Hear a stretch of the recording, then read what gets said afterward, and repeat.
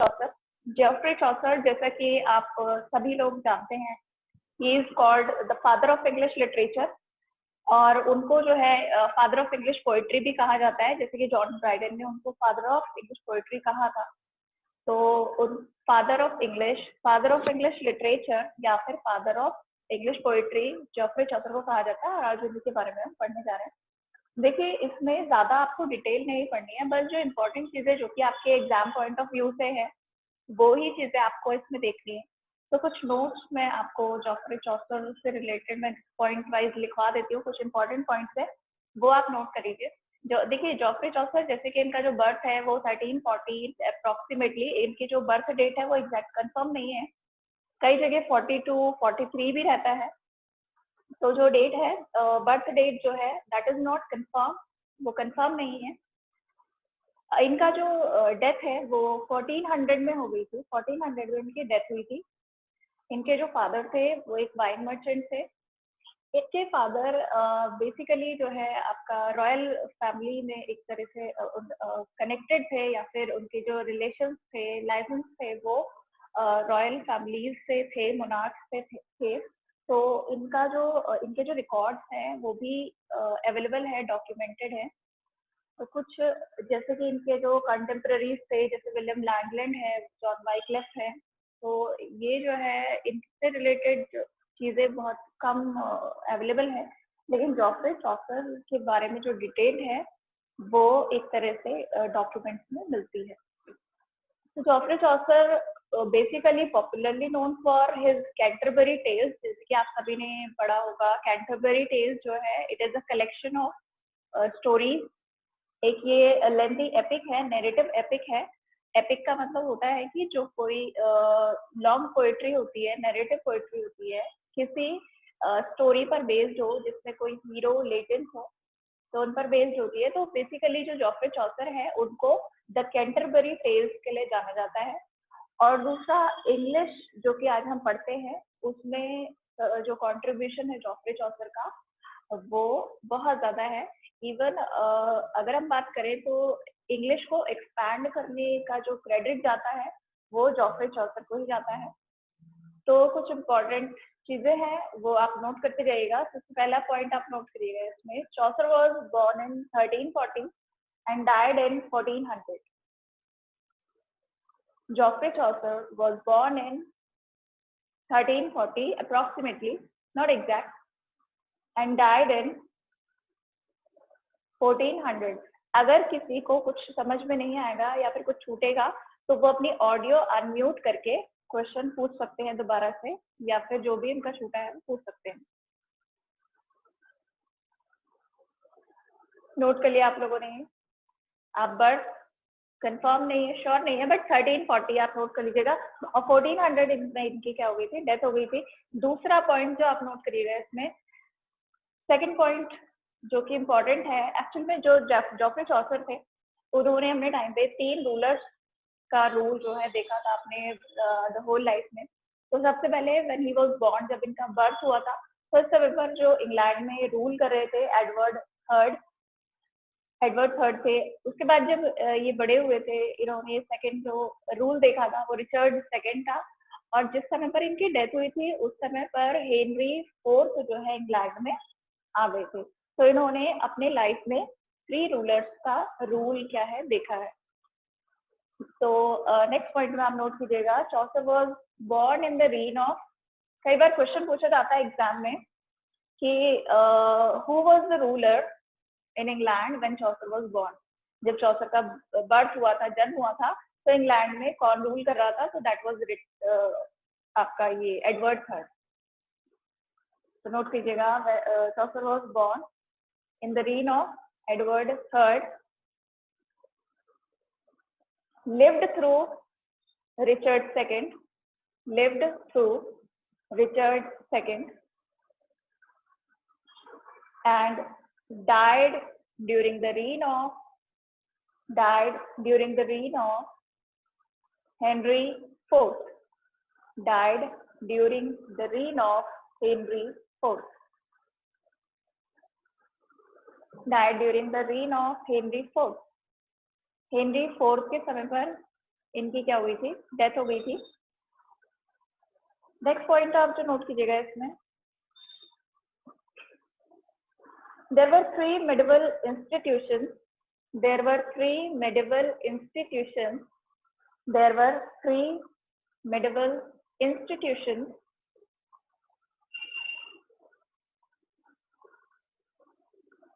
तो देखिए जिस समय पर जॉफरी चौसर था तो उस समय पर आप लोग सभी जानते हैं कि चौसर के का जब जन्म हुआ था उस समय पर इंग्लैंड में जो रूल था वो नॉर्मेंडीज का था, जैसे कि हमने पहले पढ़ा था लास्ट क्लास में कि जो एंग्लो नॉर्मल्स थे, नॉर्मेंडीज जो थे वो फ्रेंच कल्चर उन्होंने इंग्लैंड में डेवलप किया था। तो इन्होंने साथ ही साथ जो सोसाइटी में जो चीजें थी वो कौन कौन सी चीजें बहुत ज्यादा थी, तो तीन जो है मिडवल इंस्टीट्यूशन थे इस समय पर जो कि नॉर्मेंडीज के थ्रू इम्प्लीमेंट किए गए थे। तो पहला इसमें आता है फ्यूडलिज्म। फ्यूडलिज्म पहला इंस्टीट्यूशन की अगर हम बात करें तो फ्यूडलिज्म। सेकेंड है चिवलरी, CHIVALRY, and the third is church. Actual में फ्यूडलिज्म का मतलब होता है कि जो रूलर है या फिर जो किंग है या फिर जो मोनार्क है वो लैंड क्या कर देता है, डिवाइड कर देता है और उनपे अपने लैंड को फीस कहा जाता है और उनमें अपने वेजल्स अपॉइंट करता है और वो वेजल्स अपने सब वेजल्स को अपॉइंट करते हैं और सब फीस को एक तरह से चलाते हैं, रेगुलेट करते हैं, काम करवाते हैं उन लैंड पे। तो इस तरीके से क्या होता है, बड़ा सा लैंड छोटे छोटे पार्ट्स में डिवाइड हो जाता है जिससे, लेकिन वो होता सारा का सारा लैंड रूलर या मोनार्क के अंडर में ही है। दूसरा इसमें है चिवलरी। चिवलरी एक तरह से एक पोलाइट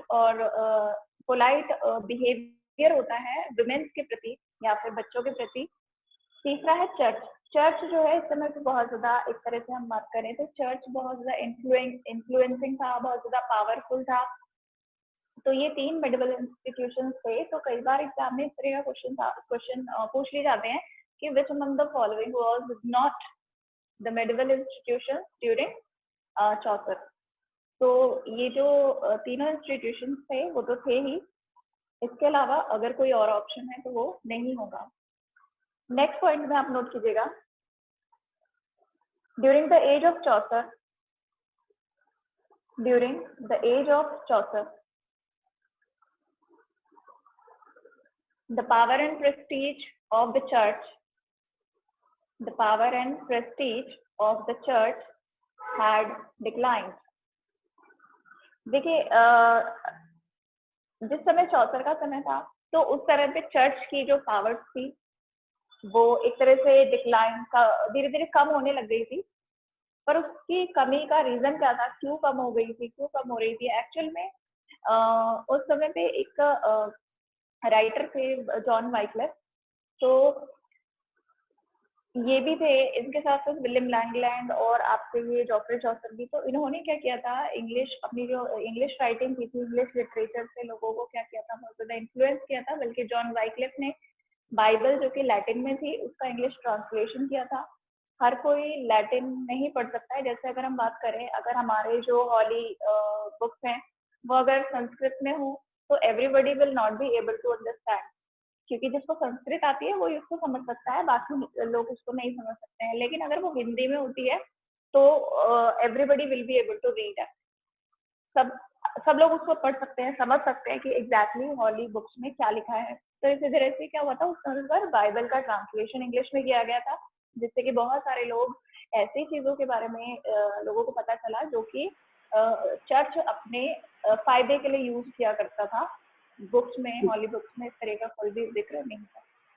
तो ये जो है आपके चर्च के डिक्लाइन होने का रीजन भी था, क्योंकि लोग ज्यादा क्या हो गए थे, चर्च के रूल्स के प्रति अवेयर हो गए थे, चर्च को फॉलो करना कम कर दिया था लोगों ने। नेक्स्ट पॉइंट में आप नोट कीजिएगा, जो क्वेश्चन एग्जाम में पूछा जाता है उससे related, Chaucer is called the father of English literature. Chaucer is called the father of English literature as well as the father of English poetry, as well as the father of English poetry. Chaucer को father of English literature या father of English poetry भी कहा जाता है। तो ये दो points आप नोट कर लीजिए, these are the important point. Next अगर हम बात करें तो जो जॉफ्रे चौसर है उनके लिटरेरी करियर को 3 पार्ट्स में आप डिवाइड कर सकते हैं। देखिए मैं आपको पहले ही बता चुकी हूँ कि हम जो क्लास में पढ़ेंगे that will be related to your exam point of view, like lecturer, आपका एलटी एग्जाम या फिर टीजीटी पीजीटी अगर आप देते हैं तो इस तरह के एग्जाम जो है इनमें इस तरह के क्वेश्चन आते हैं, तो उनसे रिलेटेड चीजें ही हम यहाँ पर पढ़ेंगे। थ्योरी बहुत ज्यादा पढ़ने की जरूरत नहीं है। नेक्स्ट पॉइंट में आप लिखिएगा, जो चौसर का करियर है, लिटरेरी करियर है, उसको हम 3 पार्ट्स में डिवाइड कर सकते हैं। उसको 3 पार्ट्स में ही डिवाइड किया जाता है एक्चुअल में। जब चौसर में स्टार्टिंग उसका जो इनिशिएटिव करियर था तो उस समय पे वो फ्रेंच जो राइटर्स थे उनसे, क्योंकि उस समय पे जो राइटर्स थे देवर फ्रेंच, क्योंकि जैसे कि आपने पढ़ा फ्रेंच कल्चर था तो लिटरेचर भी फ्रेंच ही था। तो जो चौसर था उसने फ्रेंच राइटिंग वगैरह पढ़ी, उनसे इन्फ्लुएंस हुआ, फिर उसने ट्रांसलेशन भी किया था। तो जो उसका स्टार्टिंग करियर है that is related to French. उसके बाद उसको जो है कोर्ट की तरफ से, दरबार की तरफ से, राजा की तरफ से, जैसे जर्मनी, फ्रांस, इटली, यहाँ भेजा गया। तो इटली में जो है इटली में जाकर वो इटालियन राइटर्स से बहुत ज्यादा क्या हुआ था, इन्फ्लुएंस हुआ था। तो उसने जो उसका जो सेकंड करियर है हमारा वो है इटालियन। चौसर का जो इंग्लिश करियर है, इंग्लिश लिटरेरी करियर है, वो सब उसके लाइफ के एंड में आता है, यानी कि सबसे लास्ट में उसने जो राइटिंग की थी वो इंग्लिश में की थी। तो इस तरीके से आप चौसर के लिटरेरी करियर को 3 पार्ट्स में डिवाइड कर सकते हैं। तो आप इसको नोट कर लीजिएगा, Chaucer literary career can be divided into 3 parts. अच्छा, ये क्वेश्चन इस तरीके से पूछा जाता है जो एग्जाम में, Chaucer literary career was divided in dash part, या फिर Chaucer literary career was divided into 3 parts and they were. तो इस तरह से जैसे मान लीजिए इंग्लिश, फ्रेंच, इटालियन, या फिर लैटिन, फ्रेंच, इटालियन, या फिर फ्रेंच, लैटिन, इटालियन, या फिर फ्रेंच, इटालियन और इंग्लिश। तो ये सीक्वेंस आपको याद होना चाहिए कि सबसे पहला जो उसका लिटरेरी करियर था दैट इज फ्रेंच, उसके बाद उसने इटालियन में राइटिंग की थी, और उसके बाद फाइनल लास्ट में जब उसके जीवन का अंतिम जो समय था उसने इंग्लिश में राइटिंग की थी। और जो कैंटरबरी टेल्स है वो भी उसका लास्ट करियर का लास्ट वर्क ही है, इसीलिए वो इनकम्प्लीटेड भी है, हम उसके बारे में आगे पढ़ेंगे। तो आपको नोट कर लीजिएगा, Chaucer literary career can be divided into 3 parts. First is French period, second is Italian period and third is English period. देखिए इसमें अलग अलग पीरियड में अलग अलग वर्क्स हैं, तो आप इसको नोट कर लीजिएगा। जो हमारा फ्रेंच पीरियड है, पहला पीरियड है, उसमें उसने क्या लिखा था या कौन सी बुक लिखी थी। तो देखिए एक क्वेश्चन और पूछा जाता है एग्जाम में कि जो जॉफ्रे चौसर है वो 2 फ्रेंच राइटर्स से इन्फ्लुएंस था, तो उन 2 फ्रेंच राइटर्स के क्या नाम थे? what were the names of the 2 French writers whom the Chaucer was influenced? तो इसके आंसर बताइएगा, जो भी लोग वीडियो देख रहे हैं, जो भी लोग सुन रहे हैं, उसके आंसर बताइएगा कौन से 2 फ्रेंच राइटर्स हैं जो जिनसे चौसर इन्फ्लुएंस था। Rahul, Chandar,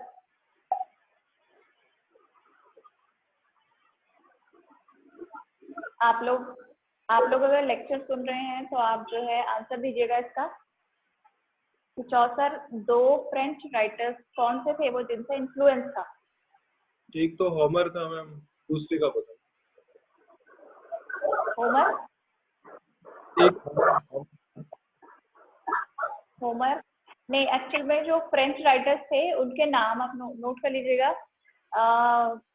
2 French writers influence चौसर वेरी मच। 2 फ्रेंच राइटर्स थे जिन्होंने चौसर को बहुत ज्यादा इन्फ्लुएंस किया था। पहला है डी लॉरेस एंड दूसरा है D Mueang. D Laureus and D Mueang. D Laureus and D Mueang, ये 2 फ्रेंच राइटर्स थे जिनसे चौसर इन्फ्लुएंस था। D Laureus, LORRIS, D. Loris, and D. Meung. M-E-U-N-G.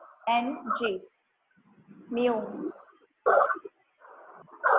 D. Loris and D. Meung.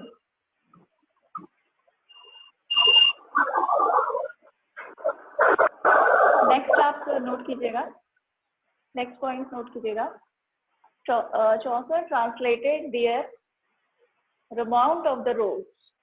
Chaucer translated their, इनका जो work था Romaunt of the Rose. Romaunt, R-O-M-O-U-N-T, Romaunt of the Rose. ये जो है चौसर ने ट्रांसलेट किया था. दूसरा जो इन्होंने राइटिंग की थी, दूसरे बुक का नाम लिख लीजिएगा, the book of the duchess. The book of the duchess. दूसरे बुक का नाम नोट कर लीजिए, the book of the duchess. The book of the duchess.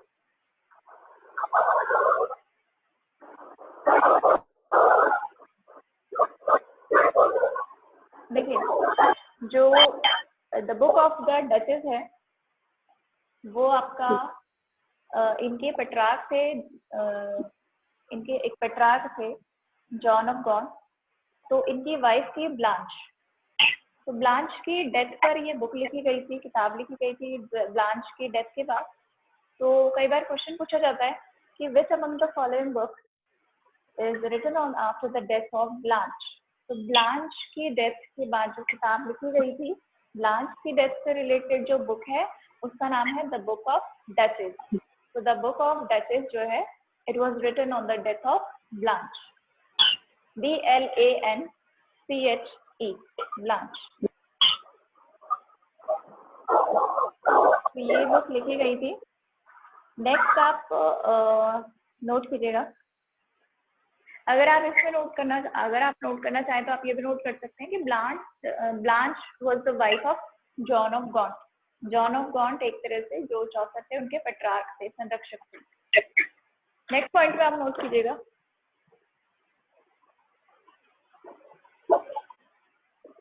Second जो पॉइंट है उसको नोट कीजिएगा, the Italian period. The Italian period. Next note कीजिएगा, the Italian period. The Italian period. क्योंकि जो इटालियन पीरियड है उसमें आपका इन्होंने जो राइटिंग की थी, पहला है the house of the fame. House of the fame. House of the fame, this is the Italian work. Italian period का वर्क है ये, the house of the fame.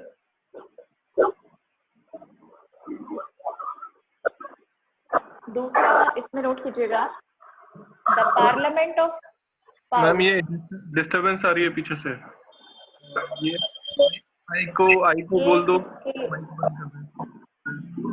किसकी जिसमें आई पास से गाड़ियों की आई कौन है? पता नहीं, इसका माइक ऑन है शायद. अब ठीक है. ओके, अब ओके. इटालियन पीरियड देखिए, हाउस ऑफ फेम है, हाउस ऑफ फेम. उसके बाद जो पार्लियामेंट ऑफ पाउस है, ये दोनों ही आपके इटालियन पीरियड के वर्क्स हैं. द पार्लियामेंट ऑफ पाउस, ये दूसरा वर्क है इटालियन पीरियड का. तीसरा है Troilus and Criseyde. Troilus and क्रेसिडी.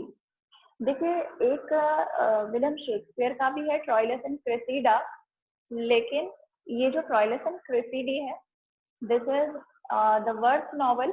एक तरह से ये पहली वर्थ नॉवल थी इंग्लिश में. तो देखिएगा, ये जो ट्रोइलस एंड क्रेसिडी है, ये इसको वर्थ नॉवल भी कहा जाता है. तो ये तीनों वर्क जो है आपके इटालियन पीरियड के हैं. एक चीज और, जो ट्रोइलस एंड क्रेसिडी है वो आपका वन ऑफ द मास्टरपीसेस है जॉफ्रे चौसर का. नेक्स्ट पॉइंट में आप नोट कीजिएगा, the legend of good women. Next fourth book का नाम नोट कीजिएगा, the legend of good women. The legend of good women. देखिए जो जॉफ्रे चौसर है उनकी 3 लेंदी पोएम्स थी। तो सबसे पहली जो एक तरह से हम बात कर रहे हैं लॉन्गेस्ट पोएम थी, that was the Canterbury Tales. उसके बाद जो हमारी सेकंड आती है वो है ट्रॉयलस एंड क्रेसिडी, और तीसरी जो हमारी लॉन्गेस्ट पोएम आती है जॉफ्रे चौसर की वो है आपका the legend of good women. तो कई जैसे मान लीजिए अगर आपसे क्वेश्चन पूछा जाए which is the longest poem written by Geoffrey Chaucer, so the answer will be the Canterbury Tales. अगर आपसे पूछा जाए which is the second longest poem written by Geoffrey Chaucer, so the answer will be Troilus and Cressida, and the third longest poem is that is The Legend of Good Women. तो ये 3 poems हैं जो कि length wise आप sequence में लिख सकते हैं। पहली लॉन्गेस्ट में द कैंटरबरी टेल्स है, दूसरी Troilus and Criseyde, and the third is the legend of good women. तो the legend of good women ये तीसरी लॉन्गेस्ट पोएम है जॉफ्रे चौसर के द्वारा लिखी गई। नेक्स्ट पॉइंट में आप नोट कर लीजिएगा। थर्ड पॉइंट है द इंग्लिश पीरियड। जैसे कि आप सभी लोग जानते हैं तो इंग्लिश पीरियड है आपका जॉफ्रे चौसर का, उसमें इन्होंने अपनी सबसे बेस्ट पोएम और सबसे लंबी पोएम लिखी थी द कैंटरबरी टेल्स। देखिए जो कैंटरबरी टेल्स है उसका थोड़ा सा मैं आपको बताना चाहूंगी। कैंटरबरी एक जगह है जहाँ पर जैसे कि हमारे अगर हम बात करें तो हमारा एक धार्मिक स्थल है, वैष्णो देवी हो गया, केदारनाथ हो गया, या फिर बद्रीनाथ हो गया, केदारनाथ, ये जो है सभी अमरनाथ यात्रा हो गई। तो ये हमारे जो है हॉली प्लेसेस हैं जिनमें हम लोग यात्रा करने जाते हैं, धार्मिक स्थल हैं। ऐसा मान्यताएं हैं कि यहाँ पर जाकर इंसानों के जो सेंस होते हैं वो क्या होते हैं, समाप्त हो जाते हैं। तो इसी तरह से क्या होता है कि जो कैंटरबरी के जो लोग हैं वहाँ पर वो क्या करते हैं, कैंटरबरी में एक श्राइन है थॉमस बेकेट का, वहाँ पर लोग क्या करते हैं अप्रैल के महीने में जाते हैं और अप्रैल के मंथ में ये यात्रा होती है। तो यहाँ इस पर बेस्ड जो पोएम है ये कैंटरबरी टेल्स है। तो कैंटरबरी टेल्स में जो स्टोरीज हैं, कैंटरबरी टेल्स एक कलेक्शन है स्टोरीज का, बट ये लिखा गया है प्रोज एंड वर्ड्स दोनों में लिखा गया है। कुछ पोर्शन इसका प्रोज में है, कुछ वर्ड्स में है, वर्ड्स यानी कि कविता के रूप में, तो वो हम आगे डिस्कस करेंगे। लेकिन एक शॉर्ट में आपको बता देती हूँ, कैंटरबरी टेल्स जो है एक लेंदी एपिक है जो कि जिसमें छोटी छोटी कई सारी स्टोरीज हैं। कितनी स्टोरीज हैं एक्चुअल में, जो जॉफ्रे चौसर है उन्होंने प्लान किया था कि वो 120 स्टोरीज इसमें लिखेंगे, लेकिन उनकी डेथ हो गई थी 1400 में, तो वो स्टोरीज पूरी नहीं कर पाए थे। उन्होंने सिर्फ इसमें 24 स्टोरीज ही वो कंप्लीट कर पाए थे। तो कई बार जैसे एग्जाम में क्वेश्चन पूछा जाता है how many stories are there in the Canterbury Tales, तो कैंटरबरी टेल्स में 24 स्टोरीज हैं, लेकिन इनका जो प्लान था वो था 120 स्टोरीज लिखने का, but he could not complete दो स्टोरीज क्योंकि इनकी डेथ हो गई थी। देखिए इस समय जो यात्रा कर इन्होंने क्या डिसाइड किया था कि 30 यात्री इंक्लूडिंग द पोएट और the narrator who is narrating the story, तो पोएट ने डिसाइड किया था कि 30 पिलग्रिम्स, नरेटर को भी इंक्लूड किया गया इसमें। ये क्या करेंगे, जब यात्रा करने के लिए जाएंगे तो यात्रा करते समय अगर आप पैदल चल रहे हैं और आपने बहुत ज्यादा दूर जाना है, तो अगर आप चुपचाप चलते हैं तो रास्ता बहुत लंबा लगता है, बोर भी हो जाते हैं, थक जाते हैं। तो इन्होंने क्या किया था कि 30 तीर्थ यात्री थे, पिलग्रिम्स थे, 30 पिलग्रिम्स थे टोटल। तो एक पिलग्रिम क्या करेगा, जाते समय 2 स्टोरीज और आते समय 2 स्टोरीज, यानी कि एक तीर्थ यात्री 4 स्टोरीज सुनाएगा। तो उस तरीके से 30 जो तीर्थ यात्री हुए वो 4 स्टोरीज सुनाएंगे, 4 स्टोरीज अगर सब सुनाएंगे तो टोटल जो है 120 स्टोरीज हो जाएंगी। लेकिन 24 स्टोरीज ही कंप्लीट हो पाई थी, जिसमें कुछ जैसे मिलर्स टेल हो गया या फिर नाइट टेल हो गया, बाथ टेल हो गया, इस तरीके से बहुत सारी 24 स्टोरीज हैं। इसमें कुछ जो एग्जाम पॉइंट ऑफ व्यू से बहुत सारी चीजें इंपॉर्टेंट हैं, तो आप इसको थोड़ा नोट कर लीजिएगा। द कैंटरबरी टेल्स आप इंग्लिश पीरियड में नोट कीजिएगा। English period and the last period of Chaucer's literary career. English period और the last period of Chaucer's literary career. चौसर के लिटरेरी करियर का ये लास्ट पीरियड था और इस समय पे इन्होंने लिखा था the Canterbury Tales. The Canterbury Tales, पहला पॉइंट आप इसमें नोट कीजिएगा. It is the collection of 24 stories. It is the collection of 24 stories.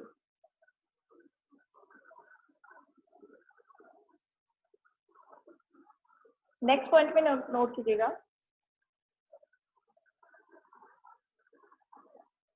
Next point note कीजिएगा. Chaucer planned to write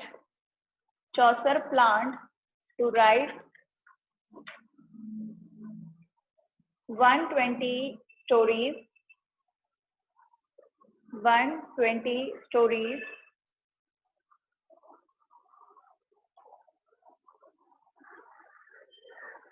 4 by each pilgrim. 4 by each pilgrim. चौसर ने 120 stories plan की थी. 24 उसमें से क्या की गई है, लिखी गई है. अच्छा देखिए, इसमें जैसे कि मैंने आपको बताया एक तीर्थ स्थल है थॉमस बेकेट का. वहां पर जो है लोग तीर्थ यात्री जाते हैं हर अप्रैल के महीने में. तो इससे कई सारे क्वेश्चन एग्जाम में पूछे जाते हैं. तो आपसे मैं क्वेश्चन पूछना चाहूंगी कि how many pilgrimages are there in the Canterbury tales. How many pilgrimages are there in the Canterbury tales. Canterbury tales में कितने पिलग्रिमेजेस हैं? आंसर दीजिएगा इसका. कितने पिलग्रिमेजेस है कैंटरबरी टेल्स में? 30. देखिए इसमें कंफ्यूजन हो जाता है. तो आप जब भी एग्जाम में इस तरह का क्वेश्चन आए तो आप ध्यान रखिएगा there is only one pilgrimage. Pilgrimage का मतलब होता है तीर्थ स्थल. अगर आपसे पूछा जाए how many pilgrims are there then will be the answer will be 30.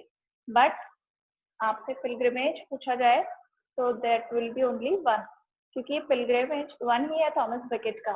Shrine तीर्थ स्थल एक ही है. जैसे मान लीजिए तीर्थ स्थल एक वैष्णो देवी, वहां पर 50 लोग जाते हैं. तो तीर्थ स्थल कितने हुए? एक ही हुए. लेकिन तीर्थ यात्री कितने हुए? 50. तो उसी तरीके से कंफ्यूजन होता है पिलग्रिमेज एंड पिलग्रिम्स में. तो पिलग्रिम्स एंड पिलग्रिमेज दोनों अलग अलग हैं. नेक्स्ट जो पॉइंट है इसमें इंपॉर्टेंट वो आप नोट कीजिएगा.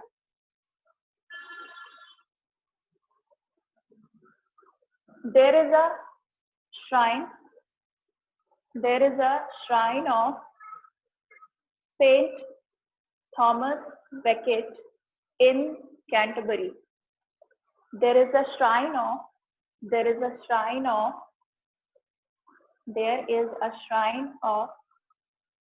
Saint Thomas Becket in Canterbury. There is a shrine of Saint Thomas Becket in Canterbury. Canterbury में थॉमस जो मार्टर थे, एक तरह से शहीद थे थॉमस बेकेट, उनका श्राइन है और उन्हीं की तीर्थ यात्रा के लोग जो है जाते हैं. यहाँ पर एक होस्ट है. होस्ट यानी कि जो इन सभी तीर्थ यात्रियों को वेलकम करता है धर्मशाला में. टेबार्ड इन के नाम से उस धर्मशाला को जाना जाता है. जैसे मान लीजिए आप यात्रा स्टार्ट करते हैं तो उससे पहले आप जहाँ पर थोड़ी देर के लिए रुकते हैं, रेस्ट करते हैं, तो वो जो जगह है उसको कहा जाता है टेबार्ड इन. जैसे आपने देखा होगा जब आप वैष्णो देवी जाएंगे तो आप नीचे धर्मशाला में अपना से रेडी होकर फिर अपनी यात्रा जो है चढ़ाई वढ़ाई शुरू करते हैं. तो उसी तरीके से यात्रा शुरू करने से पहले टेबार्ड इन में सभी तीर्थ यात्री इकट्ठा होते हैं, जमा होते हैं. और यहाँ पर एक व्यक्ति है जो इन सभी को होस्ट करता है, इनका वेलकम करता है. उस होस्ट का नाम पूछा जाता है कई बार, तो उसका नाम नोट कर लीजिएगा. होस्ट इसमें है Harry Bailey. Harry Bailey BAILLY. Harry Bailey.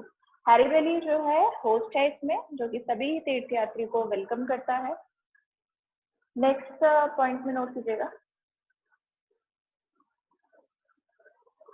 Some important tales of the Canterbury Tales. some important tales of the Canterbury Tales. Canterbury Tales की कुछ important stories हैं, वो आप नोट कर लीजिए। इसमें पहला है The Knight's Tale, The Knight's Tale, The Knight's Tale।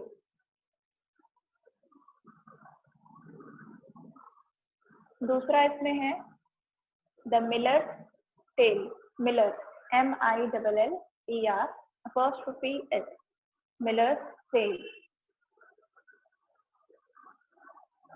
Next है The Monk's Tale, Monk Tale, monk की एक मोंक है, उसकी कहानी भी है इसमें।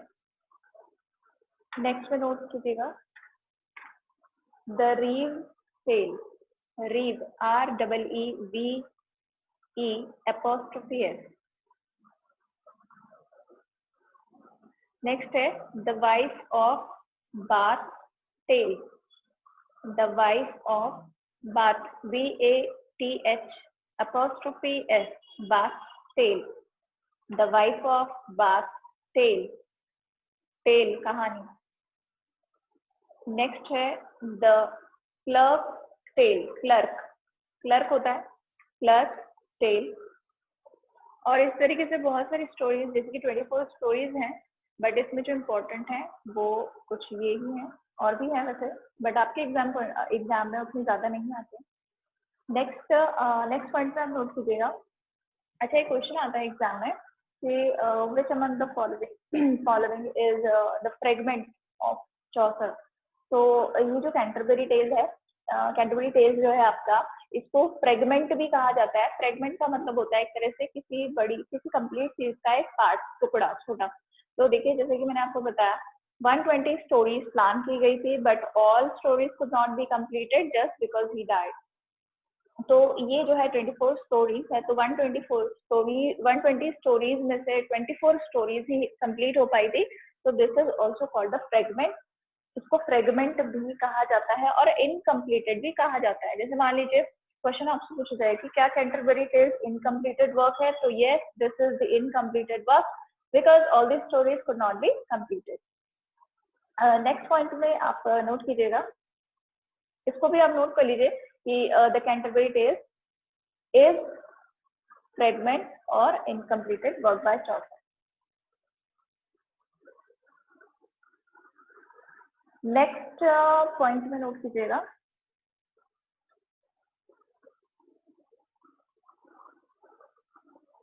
The Canterbury tales is the magnum opus of Chaucer. The Canterbury tales is magnum opus of Chaucer. The Canterbury tales is magnum opus of Chaucer. जो Canterbury tales है वो चॉसर का मैग्नम ओपस, यानी कि मैग्नम ओपस का मतलब होता है मास्टरपीस। मास्टरपीस भी इसको कहा जाता है। नेक्स्ट पॉइंट में लिखिएगा, the poem is written in about 17,000 line, लगभग 17,000 लाइन्स की पोएम है ये। नेक्स्ट, अच्छा, एक क्वेश्चन आता है कि जैसे मान लीजिए आपसे पूछा जाए कि the Canterbury tales is written in, Canterbury tales is written in, Canterbury Tales लिखी गई है। Option A prose, option B word, option C prose and word, and option C none of these. So what your answer is going to be. आपका क्या answer होगा इसमें कि जो Canterbury tales है वो लिखी गई है, किसमें लिखी गई है? वर्ड्स में लिखी गई है, यानी कि कविता के रूप में लिखी गई है। प्रोज में लिखी गई है, यानी कि गद्य के रूप में लिखी गई है, या दोनों में लिखी गई है, या फिर इनमें से कोई आंसर नहीं है। तो आपका आंसर क्या होगा तीनों में से? जल्दी से अपने आंसर बताइए।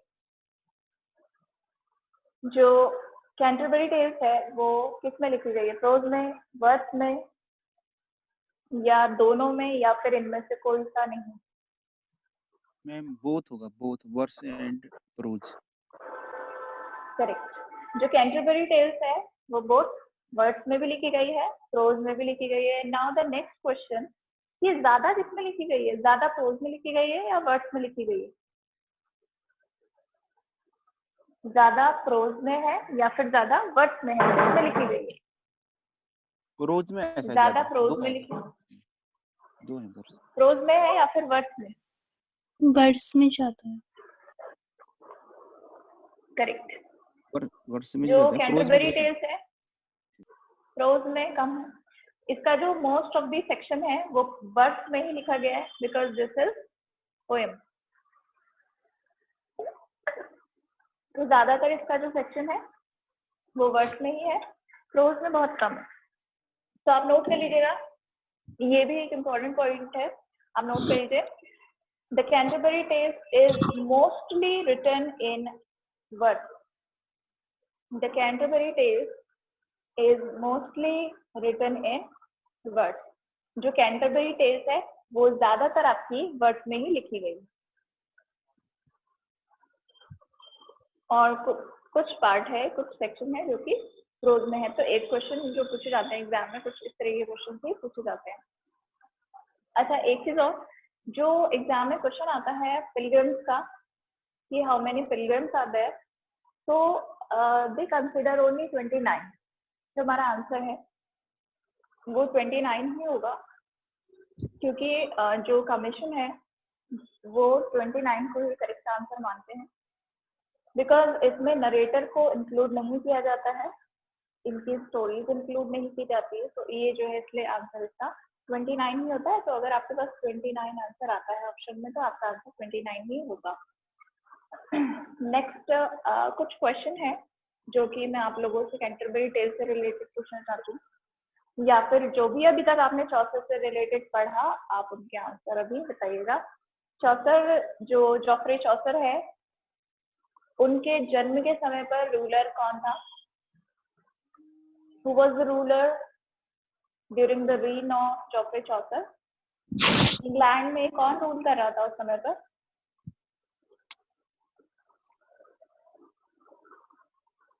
आंसर दीजिएगा।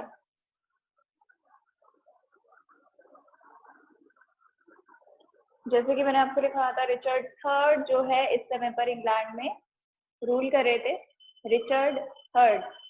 ठीक है, तो आप इसको नोट कीजिएगा, रिचर्ड थर्ड इसका आंसर है। Richard third was ruling in England when Chaucer was born. Chaucer का जन्म हुआ था। अच्छा, चौसर की डेथ के समय पर किसका रूल था? ऑडियो अनम्यूट करके आप आंसर दे सकते हैं। चौसर की डेथ के समय पर इंग्लैंड में किसका रूल था? आई होप आप क्वेश्चन को सुन रहे हैं, आंसर दीजिएगा।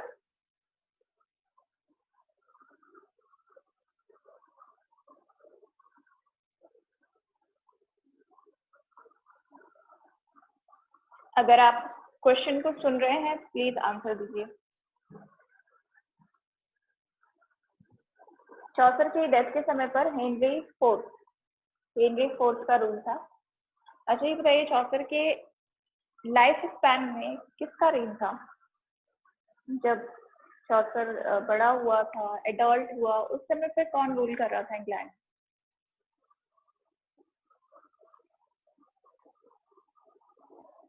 Any guesses?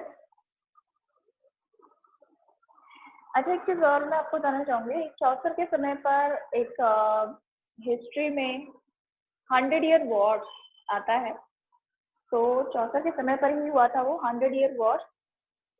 100 सालों का युद्ध चला था फ्रेंच क्राउन को लेकर युद्ध चला था। 100 ईयर्स का, लगभग 100 साल का, एक सेंचुरी का युद्ध चला था।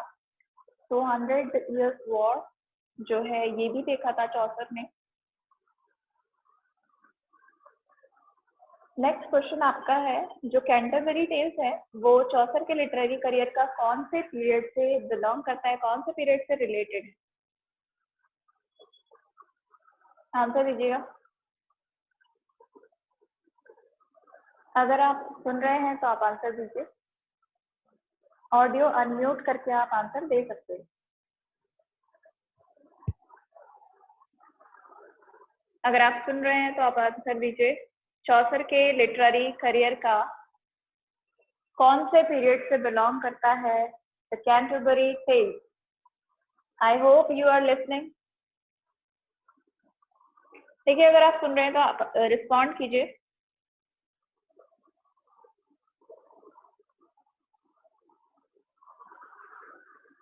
नीतू, राहुल, चंदर, आप लोग अगर क्वेश्चन सुन रहे हैं तो आप आंसर कीजिए। Hello, I don't no ma'am मेरे यहाँ कट के आवाज आ रही है, रुक के आती है ना, बीच से चली जाती है। अच्छा, रुक के आती तो अगर आप सुन इंग्लिश रहे हैं इंग्लिश पीरियड होगा मैम, इंग्लिश पीरियड।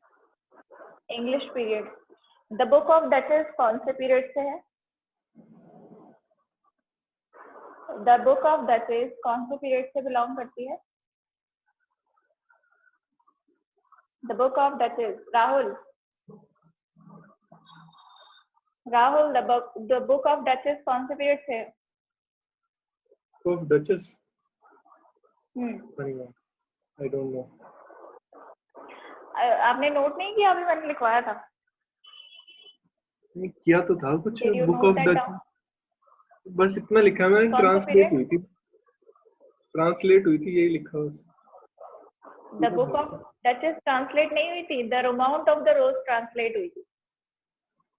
ओहो, the romaunt of the rose वो ट्रांसलेट हुई थी। द बुक ऑफ डचेस जो है आपकी लिखी गई थी, पहला ही पीरियड है फ्रेंच पीरियड, इसी समय पर। ये जो है फर्स्ट बुक भी मानी जाती है, चौसर के द्वारा लिखी गई, तो इसको नोट कर लीजिएगा। Thank you. अच्छा, एक चीज और, एक नेक्स्ट क्वेश्चन है जो कि बड़ा ही इम्पोर्टेंट है। चौसर ने एक कपलेट जो है इंट्रोड्यूस किया था, कौन सा कपलेट था वो? चौसर ने कपलेट यूज किया था, कौन सा कपलेट था वो? Heroic. Heroic couplet, correct. Chaucer ने जो है हीरोइक कपलेट इंट्रोड्यूस किया था, इसको भी नोट कर लीजिएगा। चौसर ने राइम में रॉयल भी इंट्रोड्यूस किया था, उसने इन्वेंट किया था राइम रॉयल। तो देखिए, दो क्वेश्चन एग्जाम में आते हैं कि पहला तो ये आता है कि जो चौसर है उसने कौन सा कपलेट इंट्रोड्यूस किया था, और एक जो है राइम रॉयल उसने इन्वेंट किया था। लेकिन जो हीरोइक कपलेट को एक तरह से बहुत फिनिशिंग देकर यूज करने वाला, बहुत अच्छे ढंग से यूज करने वाला जो राइटर था, वो कौन था जिसने हीरोइक कपलेट को बहुत ही स्मूथली तरीके से, बहुत एक इन्फ्लुएंसिंग वे में यूज किया था, वो कौन था? चौसर। चौसर ने जो है इंट्रोड्यूस किया था, करेक्ट है, but the question is who used heroic couplet influence, बहुत ही इफेक्टिव मैनर में, बहुत ही इन्फ्लुएंसिंग मैनर में जिसने यूज किया था, that was Alexander pope. Alexander pope जो है आपके ऑगस्टिन एज के राइटर हैं, पोएट हैं। इन्होंने हीरोइक कप, इनकी जो ज्यादातर क्या ऑलमोस्ट सभी पोएम्स इनकी हीरोइक कपलेट में लिखी गई हैं।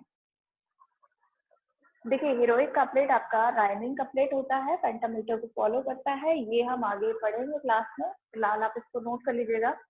तो चौसर से रिलेटेड जो कुछ इम्पोर्टेंट इंफॉर्मेशन थी वो हमारी कंप्लीट हो गई है, क्योंकि चौसर से रिलेटेड ज्यादा क्वेश्चंस आपके एग्जाम में नहीं आते। आप जिस एग्जाम से प्रिपरेशन कर रहे हैं उस एग्जाम में ज्यादा क्वेश्चंस उनसे रिलेटेड नहीं आते हैं। इतनी जो चीजें हैं वो आपके लिए मोर देन सफिशिएंट। देखिए, आपके पास कंटेंट जो है ऑथेंटिक होना चाहिए, नोट्स ऑथेंटिक होने चाहिए, नहीं कि आपने 2-3 दिन कॉपीज भर ली और क्वेश्चन उनमें से एक भी नहीं आ रहा है एग्जाम। और इवन जब आप इतने सारे नोट्स देखते हैं तो आपके ऊपर बर्डन बहुत ज्यादा फील करने लगते हैं, तो बहुत ज्यादा स्ट्रेस फील करने लगता है कि इतना ज्यादा पढ़ना पड़ेगा और ऐसा है वैसा है, जबकि एग्जाम में उनसे कुछ नहीं आता है। तो आप प्रीवियस ईयर क्वेश्चन उठाकर देख सकते हैं। चौसर से रिलेटेड एग्जाम में बहुत रेयर क्वेश्चन पूछे जाते हैं, LT के एग्जाम में, लेक्चरर के एग्जाम में, या फिर आपका TGT, PGT and KBC other exams में। तो इससे रिलेटेड इतनी इंफॉर्मेशन सफिशिएंट है। So the most important section of the Geoffrey Chaucer is the Canterbury Tales. तो कैंटरबरी टेल्स क्या है? प्रोज है, वर्स है, या फिर दोनों है? क्या कितनी स्टोरीज है? कितने पिलग्रिम्स हैं, किस पिलग्रिमेज की बात हो रही है इसमें, कौन सा यहाँ पर इन की बात हो रही है, कौन यहाँ पर होस्ट है, चौसर ने कितनी स्टोरीज प्लान की थी, कितनी वो लिख पाए थे, क्यों आगे कंटिन्यू नहीं की थी, या फिर जो है ये फ्रेगमेंट है या फिर कंप्लीटेड वर्क है। तो ये सभी इंफॉर्मेशन जो है इम्पोर्टेंट है, तो वो आपने नोट कर लिया। आई होप आपने नोट कर लिया। तो नेक्स्ट जो हमारी क्लास होगी उसमें हम स्टार्ट करेंगे रेनेसा पीरियड, जो कि बहुत ज़्यादा इम्पोर्टेंट है। Renaissance period that is very very important. कल मैंने आपको कुछ क्वेश्चंस दिए थे लिखने के लिए, मैं आज उनके आंसर्स आप लोगों से पूछना चाहूँगी। तो पहला क्वेश्चन था इसमें, Normans were came from, Normans कहाँ से आए थे, आप लोग आंसर दीजिएगा। सब लोग अपनी ऑडियो अनम्यूट कर दीजिए और आंसर दीजिए कल के क्वेश्चंस के। Normans were came from, Normans आए थे, कहाँ से आए थे, नॉर्मन्स कहाँ से आए थे, आई, गैलेक्सी, A20s जो भी है वो सब जो है अपनी ऑडियो अनम्यूट कीजिए और आंसर दीजिएगा। हु इज आई, आई कौन है यहाँ पर,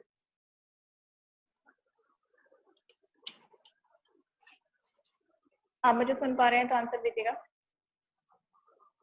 Neetu, Chander, Neetu, Normans were came from, कहाँ से आए थे नॉर्मन्स, आप लोगों ने, आई होप आप लोगों ने आंसर नोट कर लिए होंगे, कहाँ से आए थे Norman. Rahul, France, France, Normandy, correct. Next question है Neetu, Neetu, Chandar, I, next question, who is this I, I don't know actual में।